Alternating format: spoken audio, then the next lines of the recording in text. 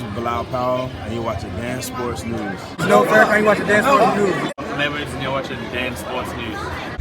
This is Javon Cornell, you're watching Dansportsnews News. Pretty much every day. Me and a few other guys, we pretty much live in the gym, so we're able to train all the time. Right. Now, I know you first played basketball, so could you tell me a little bit about your basketball journey? Where did you play high school basketball at? I played at the University of New Haven in Connecticut. No, where did you play high school at first, before college? Oh, I'm sorry. I played at Old Saybrook High School in Connecticut. That's where Ben Baker graduated. Ben Baker graduated high school there. He actually coaches with the Bucks now. Right.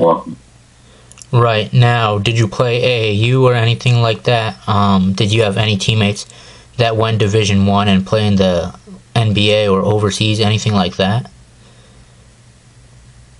Yeah. I played with Paul Harris that went to Syracuse. I played with Lazar Hayward that went to Marquette. He actually got drafted, I think, by Minnesota, OKC. He played with them. Derek Character that went to Louisville, and then he transferred to Tulsa. He had got drafted by the Lakers, I think, or New Orleans, and then he played for the Lakers. And there was a few other guys. Yeah. Right. Your camera's not on. Do you want to turn it on, or you can keep it off? I don't know if you realize that. I'm trying to turn it on. It's not working. Just saying waiting. I don't know what I'm waiting for. I don't know if it's I'm on waiting now. on you or what. No, it's good right now. Yeah, it's on.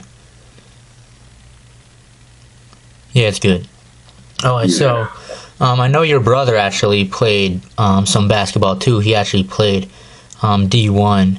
What was it like playing with your brother growing up? Would he beat you in one-on-one? Who was the better player in basketball, one-on-one? Nah, he wasn't beating me one-on-one. I was better one-on-one. But it was good. I mean, like, he had like a crazy growth spurt one summer. And then he had a good summer at the Reebok U camp. I think at that camp it was like Isaiah Thomas there, Brandon Jennings, Ronaldo Sidney, Urban Walker, some other guys too were there that are in the pros now. The Morris twins, I believe. And he played really well, and then his recruitment just blew up. So, it was just like a crazy summer where he just grew 6-7 inches. But he wasn't going to be one-on-one. Right. And you would also beat him. We were really competitive. Right. And you would also beat him in boxing now too, right? If you guys sparred against each other. Yeah, we was able to spar. Yeah, of course. Right. Of course. Yeah, but no, I probably wouldn't spar my brother. I would be, unless he was actually boxing. If he was actually decided to actually box, we would probably spar. But I don't know how long it would probably last with us training or anything like that. Because we're too competitive. Right. Now, you went to University of New Haven, played college basketball there, scored over 1,800 points, close to 2,000. Just tell me about some of the accolades and achievements that you won in college at University of New Haven. I think I got Rookie of the Year in my conference, second team all conference. The year after that, I got third team all conference as a sophomore, and team MVP. No, I didn't get team MVP that year. I'm sorry. But third team all conference. Then the year after that, I got a regional All-American team, and then second team all conference, and that made the regional All-American team, which I didn't understand that. And then my senior year, I didn't even make a conference team, but that was probably my best year. So it was like whatever, But yeah, I think I swept most awards, most years actually. I won something. Right, for sure. And this is Division II basketball. So did you have any D1 offers, low, mid, major schools or anything like that? And what was your ultimate reasoning for choosing to play at University of New Haven? Well, for me, like I didn't have patience with the whole process of getting to school and all that. I just was ready to, I did have some low majors and mid majors, but a lot of the times you have to be guided. Like I was pretty much like the first one, and I was the first one in my family to be like in that basketball, round circle, whatever. So I was pretty much by myself when it came to that, deciding on schools and all that. I didn't have much guidance. Like a lot of the guys I just told you about that went D1, they understood it because they was around it all the time, So they understood the whole process of going to visits and things like that. So for me, I was just like, whoever give me the full scholarship first, that's where I'm going, and I'm gonna make the best out of it.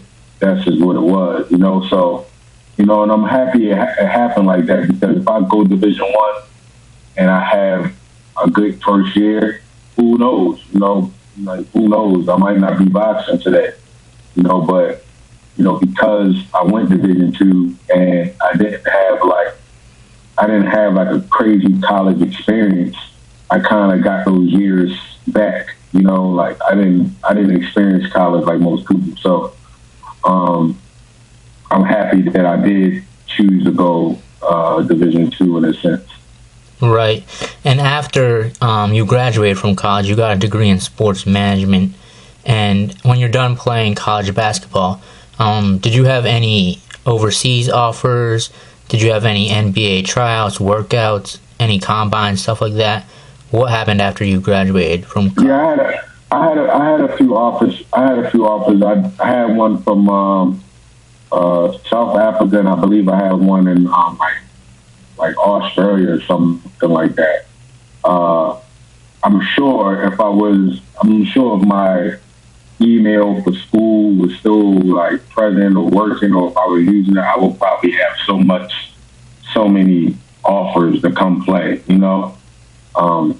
It would probably be crazy right now if I wasn't be able to get it sort of check it. But I started boxing like sort of almost like right away after I finished, so it wasn't in my mind to like even think about playing basketball much. Right. Now tell me about how you got into boxing. Obviously your name is Cassius, and we all know about the great Muhammad Ali, Cassius Clay. So when did you first start watching boxing, and then how did you get into boxing?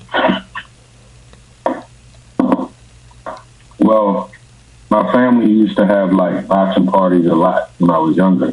So we used to go to my aunt's or uncle's house, and we'll watch like the big fights and stuff like that. And of course I was young, so I was playing, but I would watch and then go play, things like that. But just growing up in the neighborhood, I was like the main one that was always fighting. I was always getting into scraps, and I knew that possibly it would end up happening. I just wasn't sure how, when. And when I finished school, I was in London, where my grandmother lives, where I stay at. And I was like, man, I just want to go into a boxing gym. And it just happened to be one, like, I'm driving past it and I see it, and I just was like, man, let me go in here and see what it's like. And as soon as I walked in there, I was like, man, I'm going to stay here. And it was Wayland City Boxing Camp. And I was like, yeah, I'm going to keep coming here, and I'm just going to train, see what happens. And it just grew up, Right. And who were some of your favorite boxers growing up? Who'd you enjoy watching? I mean, of course, Muhammad Ali, Lennox Lewis, Evander Holyfield, Bernard Hopkins, Roy Jones, of course, Floyd, just a lot of the greats, just George Foreman. It's been, I like Klitschko, it's been a lot of great fighters that came along. And for me, a large part of it is the discipline. The guys that are extremely disciplined are the guys that I kind of gravitate to, because they have that ability to say no. Mm-hmm. They have the ability to stick to what they feel they should do. So those are the guys that I really are impressed with the most. Right. Now, I saw the highlight of your fight against Joel Caudle, where he fell out of the ring. Tell me about that. What was going through your mind, and were you surprised that he got back up to continue fighting against you? I wasn't really surprised, but I was surprised that he went out the ring like that. But it was just like a build-up of emotions. Just like, that's the only reason why I reacted the way I did, because like he had been talking trash for like 2 years, and it started when like he could, like, I was supposed to fight him 2 years prior. It didn't happen. It's not even like it's something in my mind that I'm like, oh yeah, I don't want to fight Joel Caudle, or like, you know what I mean? I'm a fighter, so I'm not thinking about that. But he had made like a Facebook post of like he had a body bag waiting for me, and my family and people saw it and stuff like that. I just thought it was just corny, So when we got this opportunity to get this fight, I was more than ready. I had been already in the gym and training. So when it happened, it was just like, dang, wow, that happened. I wasn't surprised he got back in the ring, really. He's a fighter, so he, once they helped him, once he got up, he came back in. But I did know, like, he ain't gonna be able to stay in there with, So, it was cool that he got back up, but he was the one doing most of the talking. That's why I reacted the way I did, because he was just talking so much. Right. Now, as we know, your most recent fight, I think it was in December of last year, you fought Nick Jones, and you got a third-round knockout to win the WBC US NBC Silver Heavyweight title. Tell me about that fight, and how did it feel to win your first official title? It felt good, actually. It was just like, it felt good to win something, but, at the same time, I felt like, with my progress, I learned fast and I'm getting better. So I was supposed to do that, you know what I mean? I didn't really feel too good that week, but I felt like I got it done, so I was excited about that. But I felt also like it was some things that I could have been better with, that I needed to show up. And that was part of the reason why I made this move to come to Miami, because, like, I just wanted to tighten up on my game. Right. And as we know, we're still in the coronavirus pandemic, but do you know, is there anything in the works for your next fight? When do you think you'll potentially have a fight, your next fight? No, I'm thinking possibly July. I think July. I think it can happen, but with so much going on, I don't really know who's doing what, where, which networks are doing what. So the whole point is, for me right now, is just to stay ready. July can come like that. It's already going to next week. So basically, you just got to stay ready, stay positive, and assume that, your number's going to get called, and you just got to be ready, because, hey, if you're a prospect, then yeah, you might be a guy that, just got to get in there and get busy, stay busy, but you just got to be ready. You got to be prepared. So that's my mindset. Just be ready for July. Right. And now, up to this point in your career so far, you fought in some places like Vegas, Madison Square Garden, London. What was your favorite place to box in? What's your favorite venue up to this point in your career? And right now, I would probably say Madison Square Garden, because, like greats have come through there. Michael Jordan, Kobe, LeBron, Lennox Lewis, Ali. I mean, there's so many greats that fought, been in there, and so many fighters in this world that haven't been able to fight in Madison Square Garden. So it's like, just to be able to fight there was like, I mean, one of the best moments ever, and that's probably the best place so far. Right. Now you're currently 18-0 with 12 knockouts. Who is somebody you would like to fight next? Somebody I like to fight. I don't really have many guys in mind right now. It's just like, I mean, I'm just training. I'm training with the mindset of competing with those top 3 guys. The top 4 guys, top 3. I want to compete with those guys. So I'm not really training, particularly for any one person because I don't know who I'm fighting. But if I want to, be amongst the elite guys, that's the guys. Those are the guys that you have to target in your mind, when you're training. Other than that, it's just staying ready, Who are some of the guys that you have sparred with, worked out with, any former boxers or current boxers that you've trained with? Tyson Fury, Brian Jennings, John DeLay, Gerald Washington, Carlos Negron. Worked out with Luis Ortiz, who's here. Michelle Rivera is here. Habib Hamed, Edwin Alvarez, Carlos Piano. Man, it's been a Charles Martin, Otto Wallen. It's been a lot of different guys. Huey Fury. That's probably Dominic Brazil. That's probably the tops right there that I can think of right now. Right, for sure. Now, Tyson Fury and Deontay Wilder, I know they're up top in your weight class. Are those guys you would like to eventually fight in your career?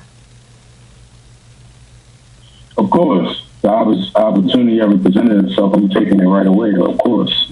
Just you got to be able to see how you do against the best and compete against the best to be a guy that, so you can say you're the best. If you don't compete against them, then it is none of void. It's like, that's what you want. The Joshuas, the Tyson Fury, the Wilders, the Ortizes, the Andy Ruiz, those are the guys you want, but if you don't ever compete against them, you don't know. You know what I mean? And it's a sport. What people gotta understand is this is a sport. So you're going to have a circle of guys that winners and losing and winning and losing. You don't know. That's the best part of this sport is just that, is the winning and the losing. But if you bounce back, people forget it. So that's part of the game. Right, for sure, no doubt. Now, out of the guys like Tyson Fury, Deontay Wilder, Andy Ruiz, Anthony Joshua, I know you're still climbing the ranks, but up to this point, who would you say would you be most comfortable fighting at this point in your career out of those guys? The one that I will probably be most, I don't know, I'll be okay with all of them, but I would say off the top, I'll probably say Tyson Fury. And this is why I've sparred with him. So I got a feel for him already, for what he likes to do, what he doesn't like to do, that type of thing. So I would probably say Tyson Fury off the top, Right. Now, Tyson Fury versus Deontay Wilder, we know they had the draw the first time, then Tyson Fury won. The next time, they're probably going to have a trilogy. It's probably set to happen. Who do you see winning that fight? I don't know, man. I had it a draw the first fight, but I think if Wilder is healthy and back, I got to be in the draw in the third fight. I do. I just think I think if it goes the distance, which it probably will, I gotta be in a draw. You know, yeah, that's what I would say right now. Did you like Deontay Wilder's excuse of the suit being too heavy? Do you think that's a reasonable excuse to lose a fight like that?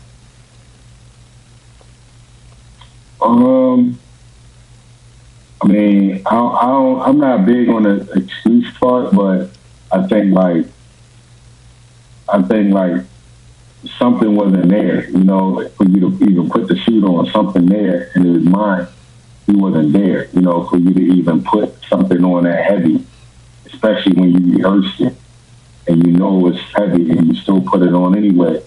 I mean, this is part of the sport. I'm not going to say he's not dedicated, because obviously he has been, but at one moment of which you put a suit on for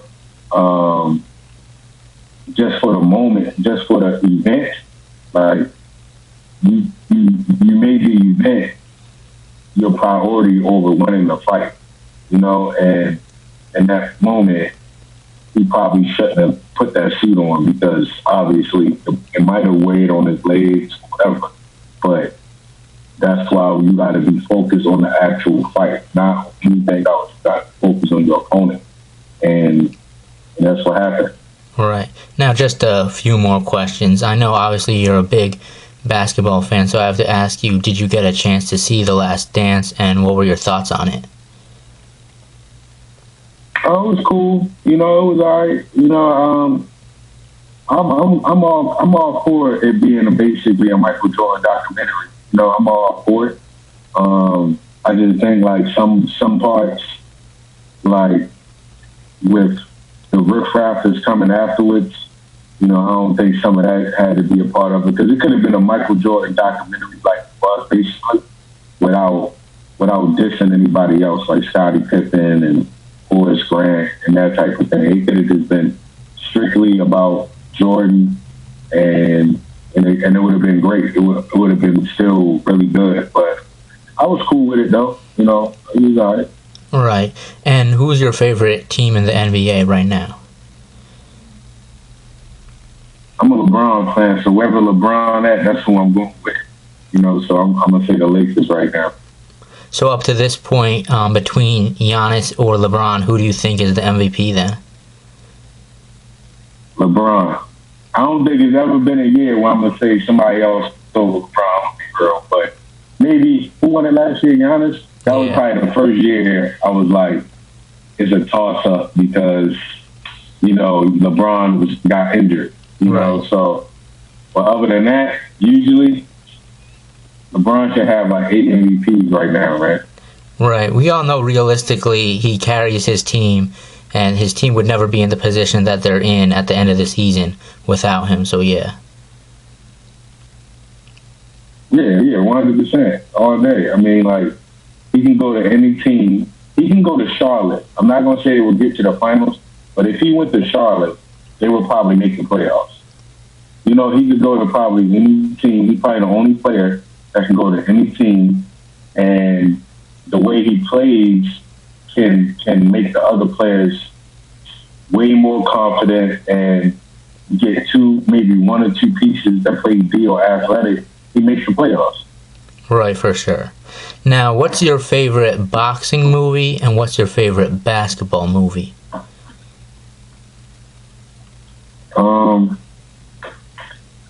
I'm not really a boxing movie fan, but if I had to pick, I'd probably say the closest I've seen to one, I'd probably say Creed 2. Creed 2 is cool. And then I'll say favorite movie for me, probably He Got Game. He Got Game, probably my favorite basketball movie / the Lenny Cook story. That was really good. Oh, yeah, I'm from Jersey, so of course I know Lenny Cook. Crazy story. He was a talented player coming out of high school, so yeah. Yeah, Lenny Cook, man. That whole, the story itself, man, it was deep. But it just goes to show you, just like, not just politics, but Two things that he did wrong, in my opinion, was leaving his caretaker's house. When he left her house, when he left her home, and he took the money from the agent. That's not a good look. That and not going to school, not showing that he can be disciplined and finish high school. And then enter the draft. But it was just a deep story, man. It was just really good. Right, yeah, this guy was talented. He was ranked higher than LeBron coming out of high school or in 11th grade, and then he just lost it all. So, yeah. Yeah, it's crazy. Higher than LeBron and Melo. Yeah, for sure, yeah. He would always go against them at ABCD camps and stuff like that. So, yeah. Yeah, it's crazy, man. Right. Now, last two questions. First, give me your top 5 boxers of all time, pound for pound, and then give me your top 5 NBA players of all time. Top 5 boxers, pound for pound ever will probably be Muhammad Ali, Lennox Lewis, Evander Holyfield, and I give you some small guys.